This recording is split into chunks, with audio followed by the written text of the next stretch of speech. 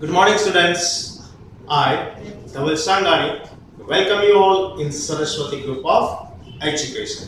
વિદ્યાર્થી મિત્રો, આપ સૌ જાણો છો તેમ સ્ટાન્ડર્ડ 7 સબ્જેક્ટ ઇંગ્લિશમાં આપણે chapter 4 The ashes that made trees bloom.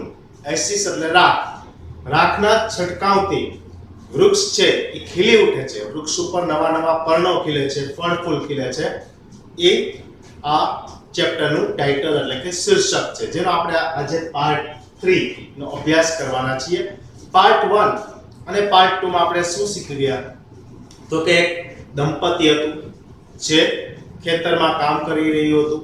ખેડૂત છે એ કોણ હતો? તો કે એને કેનું ખેતર હતું? તો કે રાઈસ એટલે કે ચોખાનું ખેતર હતું. એના જીવનમાં કોઈ ચાઇલ્ડ નહોતું, એના ફેમિલીમાં કોઈ બાળક નહોતું. તો તે એક પેટ ડોગ એટલે કે પાલતુ કૂતરાને એક પોતાનો ફેમિલી મેમ્બર ગણે છે. એની કેર પણ એક ચિલ્ડ્રનની જેમ જ કરે છે અને કૂતરો પણ એને ખૂબ જ વફાદાર થઈ અને રહે છે. બને છે એક દિવસ એવું કે આ ખેડૂત છે એ પોતાના ખેતરે સવારથી લઈ અને સાંજ સુધી કામ કરી રહ્યો હોય છે. અચાનક કૂતરો આવી અને એને કોઈ ઈશારા દ્વારા સમજાવે છે કે હું તમને ક્યાંક લઈ જવા માંગુ છું. પહેલા તો ખેડૂત એને નજરઅંદાજ કરે છે કે આ ખેડૂત કૂતરો છે એ રમત કરી રહ્યો છે, કોઈ પ્લે કરી રહ્યો છે, કોઈ ગેમ રમી રહ્યો છે. પણ જ્યારે એને એવું લાગે છે કે નહીં, સિરિયસલી ખરેખર ગંભીરતાપૂર્વક આ મારો જે પેટ ડોગ છે એ મને ક્યાંક લઈ જવા માંગે છે, તો તે તેની પાછળ પાછળ જાય છે. કૂતરો છે એ ખાડો ખોદે છે, જગ્યા બતાવે છે કે આ ખાડામાં કંઈક છે, બરોબર, આ જમીનની નીચે કંઈક દાટેલું છે. ખેડૂત છે પોતાના કુહાડી વડે એ જગ્યા ખોદે છે અને આશ્ચર્યની વચ્ચે એને ત્યાં ખજાનો મળે છે. ગોલ્ડ કોઇન્સ, સોનાના સિક્કાઓ મળે છે. થોડી જ ક્ષણોમાં, કલાકોમાં જ ખેડૂત છે એ ગરીબમાંથી પૈસાદાર બની જાય છે. આ જ ગામમાં એક બીજું વૃદ્ધ દંપતી રહેતું હોય છે. તે કેવું હોય છે? દુષ્ટ હોય છે. એ આ કૂતરાની વફાદારીની વાત સાંભળે છે કે કૂતરાએ આવી રીતે મેજિક કરેલું. ત્યારે એ આ કૂતરાને લઈ આવે છે અને પોતાના ગાર્ડનમાં રાખી એની સામે ઘણી બધી વસ્તુઓ, ખાવાની સ્વાદિષ્ટ વસ્તુઓ પીરસે છે. પરંતુ આ જે ડોગ છે એને પહેલાથી જ ખબર પડી ગઈ હોય છે કે આ દંપતી છે એ કેવું છે? ખૂબ જ દુષ્ટ છે, બરોબર. મારી સાથે એ કંઈક કામ કરાવવા માંગે છે એટલે મને આટલી બધી વાહવા કરવામાં આવી રહી છે. ત્યારબાદ થોડી સમય પછી આ વૃદ્ધ દંપતી જે દુષ્ટ હતું એ કૂતરાને ઢસડી અને બહાર લઈ જાય છે. કૂતરું એક દેવદારના વૃક્ષ નીચે આવીને ઊભું રહે છે અને આ ખોદવા લાગે છે. ખેડૂત છે જે વૃદ્ધ ખેડૂત હતો, જે દુષ્ટ હતો, એ નાચવા લાગે છે અને પોતાની પત્ની પાસે કુહાડી માંગે છે.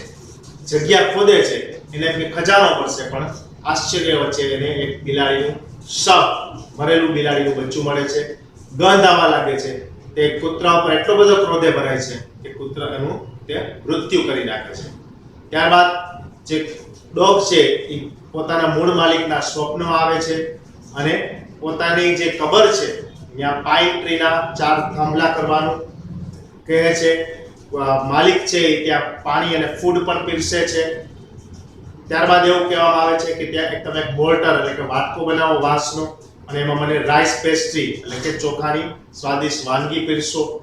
અહીંયા સુધી આપણે પાર્ટ 1 અને પાર્ટ 2 માં અભ્યાસ કરી ચૂક્યા છીએ. આજે જે આપણે અભ્યાસ કરવાનો છે તે આગળનો અભ્યાસ કરવાનો છે.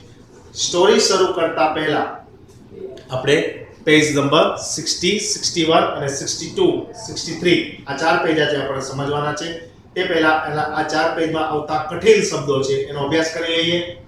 પિંચ એટલે ચપટી, સ્પ્રાઉટેડ એટલે ખીલવું, વન્ડર એટલે આશ્ચર્ય, કસ્ટમ એટલે રિવાજ, લોયલ એટલે વફાદાર, ઇમ્પેટિયન્સ એટલે કે ઉદ્ધતા, પ્રોસ્ટર્ટ એટલે પ્રણામ, પ્રોસીજર એટલે શોભાયાત્રા. ફરીવાર જોઈ લઈએ.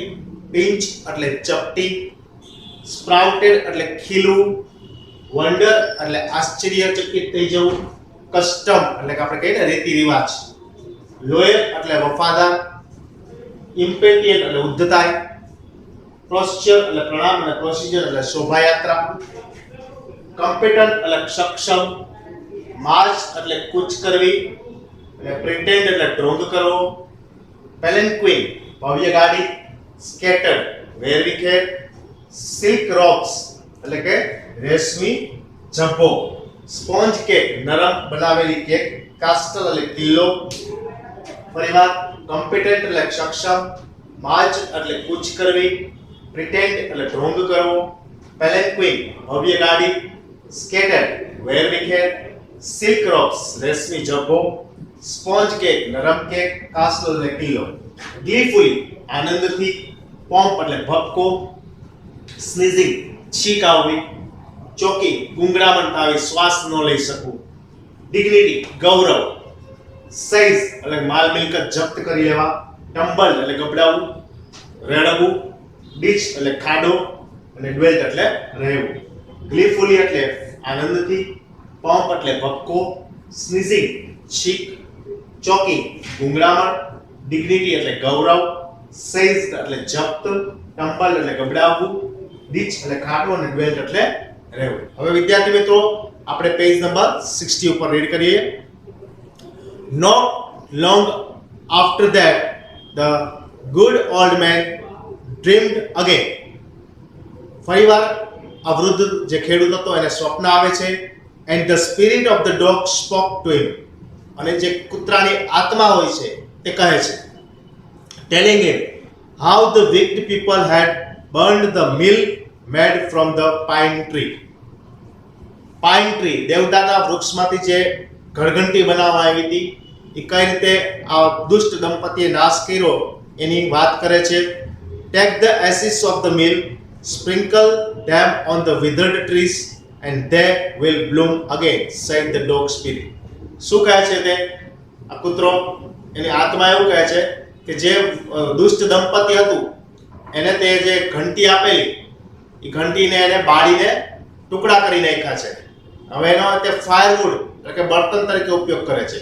તો તું હવે જા અને એની રાખ લઈ આવ અને વિધડ એટલે કે સુકાઈ ગયેલા વૃક્ષની ઉપર છાંટ, જેથી તે વૃક્ષો છે તે ફરી ખીલી ઉઠશે. ધ ઓલ્ડ મેન અવોક એટલે ઉઠી જવું, જાગવું.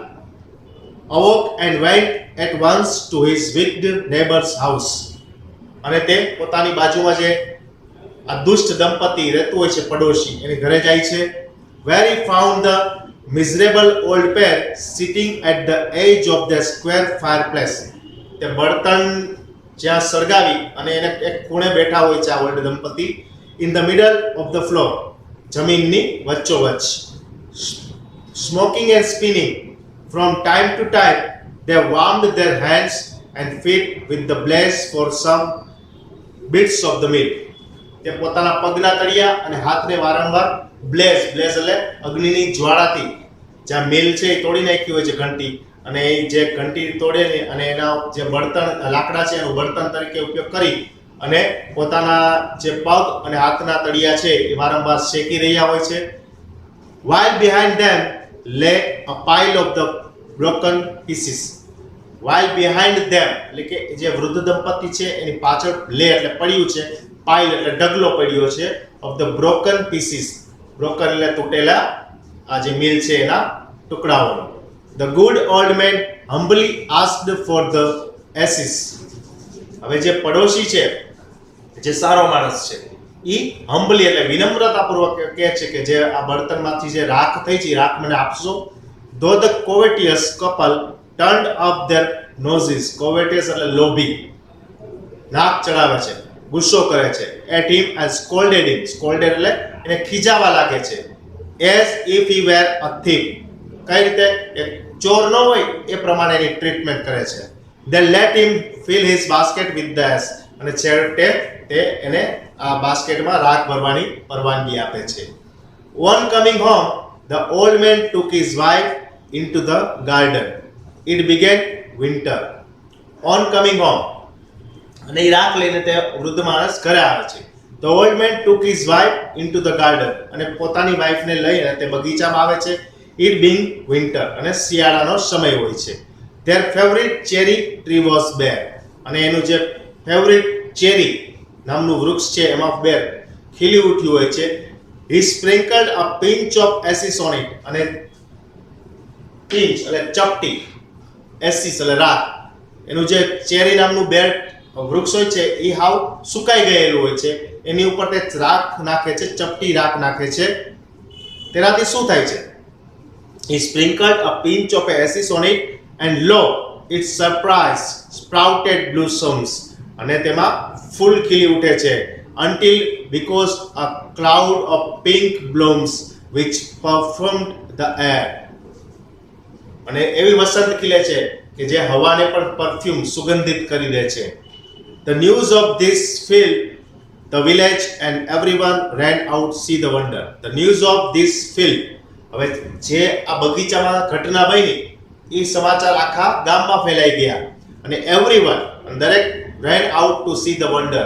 અને દરેક છે આ અચરજ કુતૂહલપૂર્વક જોવા આવ્યા કે કેવી રીતે બન્યું. Next paragraph. The covetous couple also heard the story. હવે જે લોભી દંપતી હતું આની બાજુમાં રહેતું હતું સારા દંપતીની, એને પણ આ વાર્તા સાંભળી. And gathering up the remaining ashes. અને જે બાકીની રાખ હતી, જે સારો દંપતી ખેડૂત હતું એ લઈ ગયું હતું રાખ, અને બાકી જે વૈધી હતી બધી રાખ ભેગી કરે છે આ લોભી દંપતી of the mill, kept them to make withered trees blossom. શું કામે? અને રાખી મૂકે છે કે પોતાના સુકાઈ ગયેલા વૃક્ષોને પણ તે ખીલવવા માંગે છે આ રાખ છાંટીને. The kind old man, hearing that his lord the daimyo was to pass along the high road near the village. The kind old man. હવે આ જે માયાળુ વૃદ્ધ માણસ હતો એને એવું સાંભળ્યું કે ડેમિનો એટલે જાપાનનો તવંગર રહીશ છે એ પોતાના ગામની બાજુમાંથી પસાર થવા જઈ રહ્યો છે. Now move to page number 62. સાંભળ્યું કે જાપાનીઝ રહીશ છે એ પોતાના ગામમાંથી પસાર થવાનો છે, ગામના રોડ ઉપરથી પસાર થવાનો છે. Set out to see him taking his basket of ashes. Set out to see him. એને મળવા માટે તે પોતાની જે બાસ્કેટ છે રાખથી ભરે છે. As the train approach એટલે દેખાવ, ટ્રેન આવતી દેખાય છે. He climbed up into the old withered cherry tree. સુકાઈ ગયેલા એક ચેરીના વૃક્ષ ઉપર તે ચડી જાય છે. And stood by the wayside. અને એક બાજુએ જોઈ રહે છે. Now in the days of the demos, it was the custom when their lord passed by for all the loyal people to shut up their high windows. Now in the days of the demos, જાપાનના જે તવંગર લોકો હતા એ જ્યાં જમાનામાં રહેતા ત્યારે એને એવો કસ્ટમ હતો, એટલે કસ્ટમ એટલે એવો રિવાજ હતો કે જ્યારે એ લોકો પાસ થાય છે ત્યારે people to shut up their high windows, પોતાની મોટી મોટી જે ઘરની બારીઓ છે બંધ કરી દેવી. They even pasted them fast with a slip of paper. કાચમાંથી પણ કાંઈ ન દેખાય એટલે કાગળથી કાચને પણ ઢાંકી દેવામાં આવે છે. So as not to commit the imprudence of looking down on his lordship. જેથી કરીને કોઈ એની ઉપર ઉદ્ધતાઈ ભરી નજર ન નાખી શકે. કોની ઉપર? જે પોતાનો રાજા છે એના ઉપર. All the people along the road would fall upon their hands and knees and remain posted until the procession passed by. All the people along the road would fall upon their hands and knees. બધા છે જ્યારે આ રાજાની ભવ્ય શોભાયાત્રા નીકળે છે ત્યારે પોતાના હાથ જોડી અને ગોઠણ ઉપર બેસી અને રાજાને નમન કરે છે. ક્યાં સુધી? જ્યાં સુધી રાજા છે એ રસ્તા ઉપરથી પસાર નથી થઈ જતા ત્યાં સુધી. The train drew near. One tall competent man marched ahead. The train drew near. ગાડી છે એ નજીક આવી રહી છે.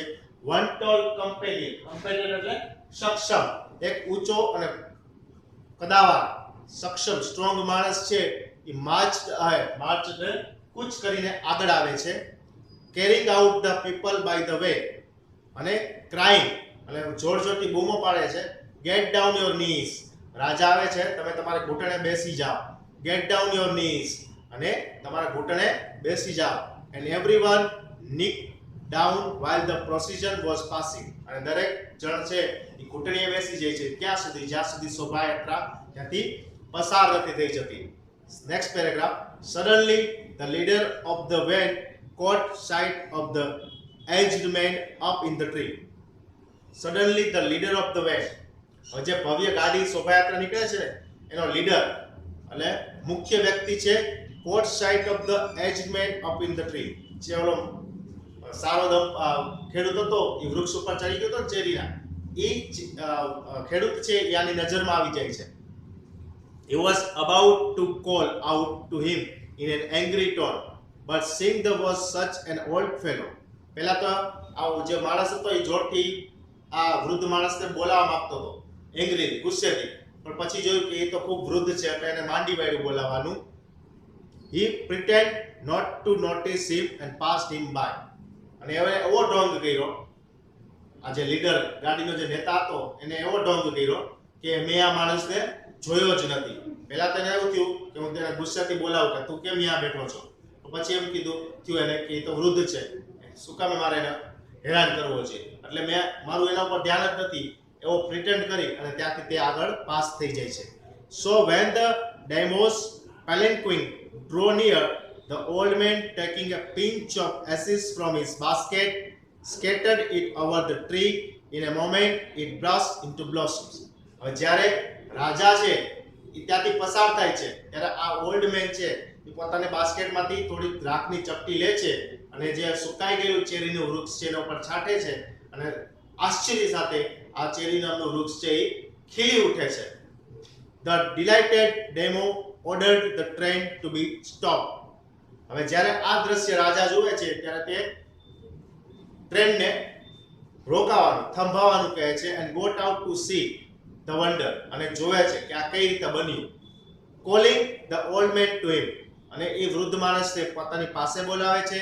He thanked him and ordered presents of silk robes, અને એને આભાર માની અને એને ઇનામ આપે છે. સિલ્ક રોબ્સ રેશમી જબ્બા, સ્પોન્જ કેક એટલે નરમ cake, fans and other rewards to be given him, અને બીજા ઘણા બધા ઇનામો, રિવોર્ડ્સ એટલે ઇનામો પણ આપવામાં આવે છે. He even invited him to his castle, તે પોતાના કાસ્ટલ એટલે કિલ્લામાં પણ તેને આવવાનું આમંત્રણ આપે છે. So the old man went gleefully home to share his joy with his dear old wife.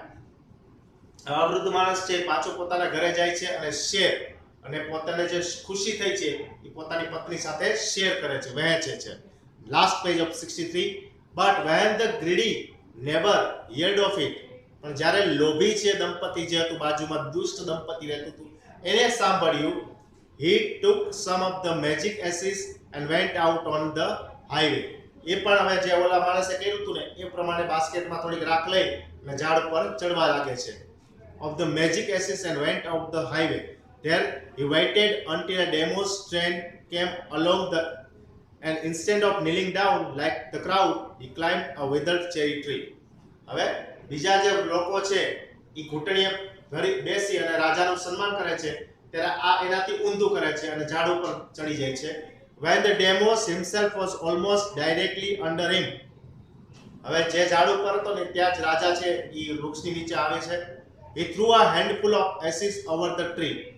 હવે ઓલા માણસે જેમ કહ્યું હતું કે રાતની ચપટી છાંટે એટલે વૃક્ષ ખીલી જાય અને રાજા જોશે એટલે મને ઇનામ આપશે, તેવું જ તે કરવા માંગે છે. વૃક્ષ ઉપર ચપટી રાખની છાંટે છે પણ બને છે શું? Which did not change a practical. The wind blew the fine dust into noses and eyes of the Deimos and his wife. હવે જે રાજા હતા, રાજા અને રાણી, એની આંખોમાં આ રાખ જાય છે. વૃક્ષ તો ખીલતું નથી પણ પવન ફૂંકાવાના હિસાબે આ જે રાખ છે એ રાજા અને રાણીના આંખમાં અને નાકમાં જાય છે. Such sneezing and choking, છીક આવવા લાગે છે, ગુંગળામણ થવા લાગે છે રાજા રાણીને. It spoiled all the pomp and dignity of the procession. pomp એટલે ભપકો, જે આખી શોભાયાત્રાનો ભપકો હતો, ડિગ્નિટી ગૌરવ હતું, એ બધું નાશ થઈ જાય છે. The man whose business it was to cry, get down your knees. હવે જે રાજાનો સેનાપતિ હતો એમ આ વૃદ્ધ માણસને કહે છે get down your knees, ઘૂંટણીએ આવો. Says the old fool by the collar, કોલરથી પકડે છે. Dragged him from the tree, અને વૃક્ષ ઉપરથી ઢસડીને નીચે લઈ આવે છે. And tumbled him and his ass, tumble એટલે ગબડાવું, ફટકારવું, એ અને એની આ એસ બાસ્કેટ એટલે કે રાખ ભરેલું basket into the ditch by the road. અને જે રોડ ઉપર ખાડો હતો એમાં બેયને નાખી દે છે, પોતાને અને એના જે રાખથી ભરેલું બાસ્કેટ છે તેને. then beating him soundly he left him for dead. પછી મારે રાખે છે જ્યાં સુધી તે મરી નથી જતો, મૃત્યુ નથી પામતો. thus the wicked old man died in the mud. આ વૃદ્ધ માણસ છે એ મડ એટલે કાદવમાં કૂપી જાય છે અને મૃત્યુ પામે છે. but the kind friend of the dog dwelt in peace and plenty, and both he and his wife lived to green old age.